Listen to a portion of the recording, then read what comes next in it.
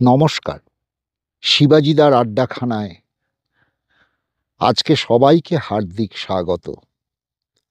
আজ আড্ডাখানার প্রেক্ষাপট আলাদা, মেজাজও আলাদা। বসে আছি একটা অত্যন্ত পবিত্র জায়গায়, মা নর্মদার দক্ষিণ তটে, অমরকণ্টকে। মা নর্মদা এখানে কন্যারূপী, শিশুরূপী। যারা ভিডিওটি দেখছেন, আমার সেই দর্শক বন্ধুরা যেহেতু সশরীরে এখানে উপস্থিত নেই, সেই জন্য এখানকার যে ভাইব্রেশনটা, সেই জন্য এখানকার যে বিশেষভাবে ভাব তরঙ্গের জমাট বাঁধা অবস্থাটা, সেটা আপনারা বুঝতে পারছেন না। কিন্তু যদি কেউ এখানে উপস্থিত হন তবে বুঝতে পারবেন। এটা ভিডিওর মাধ্যমে তো বোঝানো সম্ভব নয়। মা নর্মদার দক্ষিণ তটে বসে আছি।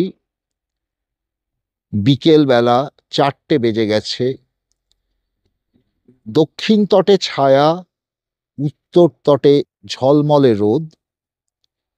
গতকাল রাত্রিবেলায় তাপমাত্রা নেমেছিল 4 ডিগ্রিতে। এই ছায়ায় বসেই যে মনে হচ্ছে যে চারপাশের যে ঠান্ডা, সেটা আজ রাত্রেও শীত যথেষ্টই পড়বে। পেছন দিয়ে চলে গেছে রাস্তা, যে রাস্তা দিয়ে গাড়িগুলো যাচ্ছে সেটি অমরকণ্টকের দক্ষিণ তটের নর্মদা পরিক্রমার রাস্তা।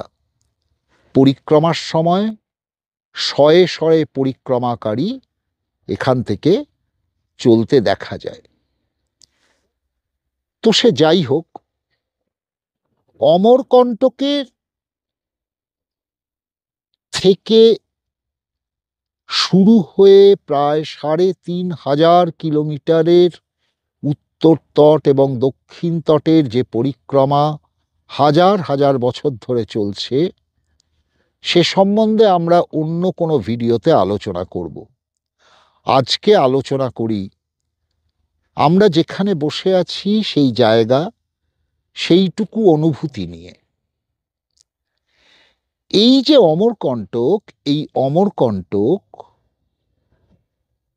কবে থেকে এখানে সাধনার ধারা শুরু হয়েছে তা বলা যায় না। এখনো এখানকার প্রচলিত একটি কথা হচ্ছে, নর্মদা কিনার মে কমণ্ডল সে কমণ্ডল টকরাতে হ্যায়। মানে এত ঘন ঘন সাধুদের আসন যে একজনের কমণ্ডলের সঙ্গে আর একজনের কমণ্ডলু ঠেকে যাচ্ছে। ভৃগু, দুর্বাসা, এই সমস্ত ব্রহ্মর্ষিদের থেকে আরম্ভ করে এ যুগের আচার্য শঙ্কর পর্যন্ত বহু বহু মনীষীর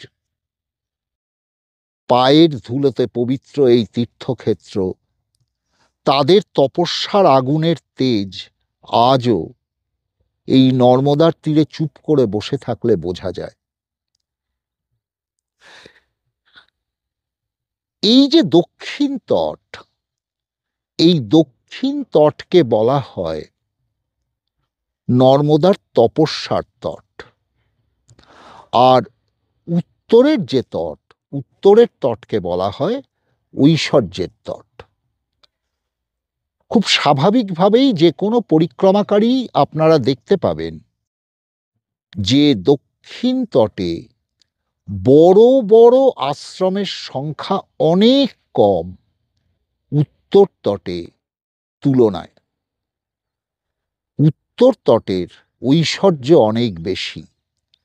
যারা সাধনকামী তাঁরা নর্মদার দক্ষিণ তটকেই বেশি ব্যবহার করেন। যারা তপস্যা প্রিয় তাঁরা নর্মদা কিনারের দক্ষিণ তটকেই বেশি ব্যবহার করে। এই যে নর্মদার দক্ষিণ তট, যা তপস্যার তট, এই যে মহাপবিত্র ভূমিতে আজকে আমি বসে আপনাদের সঙ্গে কথা বলছি, এই জায়গার মাহাত্ম্য বর্ণনা করতে আচার্য শঙ্করের মতো, বাল্মীকি, ব্যাস, এদের মতো মহান কবিদের তাদেরও ভাষা কম পড়ে গেছে। সুতরাং আমাদের এখানে এসে এই অনুভূতি অন্তরাত্মা দিয়ে অনুভব করা ছাড়া একে বোঝা সম্ভব নয়। তবুও দুটি চারটি কথা বলে রাখি, যাঁরা এখানে আসবেন তাঁরা এটুকু জেনে আসবেন, মা নর্মদার এক নাম হচ্ছে রেবা এবং তার বীজ হচ্ছে রাং। মা নর্মদার মূল মন্ত্র ওং রাং রেবা রেবা। মূলত যারা পরিক্রমাকারী তাঁরা প্রতি পদক্ষেপে, প্রতি শ্বাসে এই মহামন্ত্র জপতে জপতে মা নর্মদাকে ডান দিকে রেখে, দক্ষিণ পার্শ্বে রেখে মা নর্মদাকে প্রদক্ষিণ করেন। আরেকটি বিশেষ কথা, সেটি হচ্ছে যারা ঠিক ঠিক নর্মদা খণ্ডের মাহাত্ম্য বুঝতে চান, তাদের সব কিছু অবলম্বন ছেড়ে দিয়ে মায়ের ওপর নির্ভর করতে হয়। মা নর্মদার তীরে কেউ অভুক্ত থাকে না। যেমন মা অন্নপূর্ণার ক্ষেত্র কাশীতে কেউ অভুক্ত থাকে না, সেরকম মা নর্মদার ক্ষেত্রে কেউ অভুক্ত থাকে না। এবং আমি আমার প্রাথমিক অভিজ্ঞতা দিয়ে আরেকটি কথা বলে আজকের আড্ডাটি শেষ করব। সেটি হচ্ছে যে এই নর্মদা তটের একটি বিশেষ বিশেষত্ব হচ্ছে, যিনি যে ইষ্টের ধ্যান করেন, যার ইষ্ট যা, যার ভাব যা, মা নর্মদা তাকে সেই পথেই এগিয়ে যেতে সাহায্য করেন। নর্মদা ক্ষেত্রে থেকে যে মা নর্মদারই তপস্যা করতে হবে, মা নর্মদারই রূপ ধ্যান করতে হবে, এমনটা নয়।